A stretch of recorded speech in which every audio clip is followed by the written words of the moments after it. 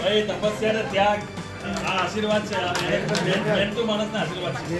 ભારત માતા કી જય! ભારત માતા કી જય!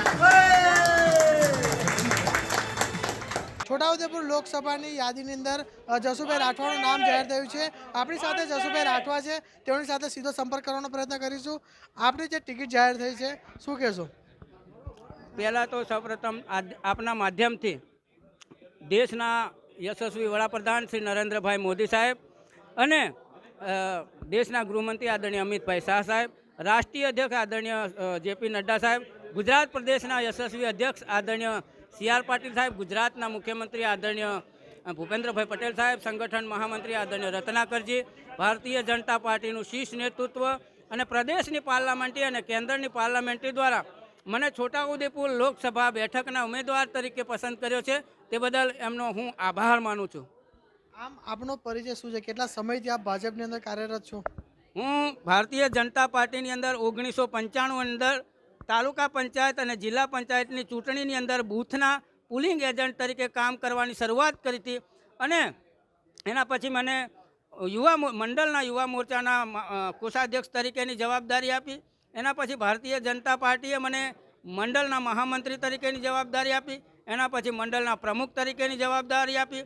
એના પછી મને જિલ્લા ભાજપ પ્રમુખ તરીકેની જવાબદારી આપી અને પછી વિવિધ સરકારી બિનસરકારી એમાં પણ મને નિગમોમાં પણ 1-2 જગ્યાએ પદ આપ્યું. પછી અત્યારે મને ભારતીય જનતા પાર્ટી અનુસૂચિત જનજાતિ મોરચાના પ્રદેશ ઉપાધ્યક્ષ તરીકેની પણ જવાબદારી છે. અને એ સિવાય વહીવટની વાત કરીએ તો 2001માં હું વસેડી જૂથ ગ્રામ પંચાયત તરીકેની ચૂંટણી લડ્યો અને જીત્યો. એના પછી 15 વર્ષ હું સરપંચ તરીકે સેવા બજાવી. 2015થી 20 સુધી તાલુકા પંચાયતના સભ્ય તરીકે સેવા બજાવી. અત્યારે મારા પરિવારની અંદર મારા દીકરાની બહુ તાલુકા પંચાયતના પ્રમુખ તરીકે ભારતીય જનતા પાર્ટીએ વિશ્વાસ મૂક્યો છે અને સેવા કરવાની તક આપી છે. આમ જીતનો કેટલો દાવો? સૌ વડીલોના આશીર્વાદ અને કાર્યકર્તાઓની મહેનતથી અને પેજ કમિટીના માધ્યમથી અમે 5 લાખ મતો કરતાં વધારે લીડથી અમે જીતીશું. આમ છોટાઉદેપુર જિલ્લાની અંદરથી હાલ જ પૂર્વ રેલ મંત્રી અને નારાયણભાઈ રાઠવા જો કોંગ્રેસ છોડી ભાજપમાં ગયા છે, કેટલો સહકાર એમનો મળશે? અરે પૂરેપૂરો સહકાર. હવે તો અહીંયા બીજું કોઈ વિરોધમાં છે જ નહીં એવું હું સમજુ છું. અહીંયા બધું એક જ તરફી છે. એક તરફ સામે જો કદાચ સુખરામભાઈ રાઠવા આવે અને જે છોટાઉદેપુરના ધારાસભ્ય છે, જે વેવાઈ છે, તો એમનો કેટલો સહકાર મળશે? એ ગમે તે આવે એનાથી કોઈ મતલબ નહીં. ભારતીય જનતા પાર્ટીના કાર્યકર્તા તન મન ધનથી લાગી જશે કામે. તો આ હતા જસુભાઈ રાઠવા, તે કે જેઓ 5 લાખ મત કરતાં વધુથી જેઓ જીતનો દાવો કરી રહ્યા છે. અને છોટાઉદેપુરના નારાયણભાઈ રાઠવા જે કોંગ્રેસ છોડી ભાજપમાં આવ્યા છે, તેમને પણ ફૂલ સહકાર મળશે તેવો દાવો કરી રહ્યા છે. શેજબ ખત્રી, ન્યૂઝ 18 ગુજરાતી, છોટાઉદેપુર.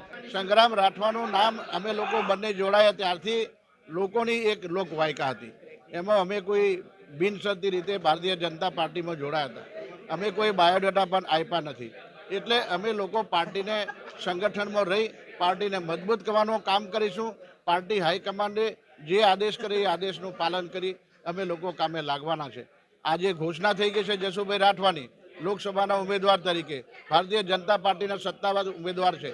અમે લોકો સાથે મળી, તમામ લોકો સાથે મળી અને ખૂબ જંગી મતોથી જીતાડવા માટેની અમારી કોશિશ ચાલશે.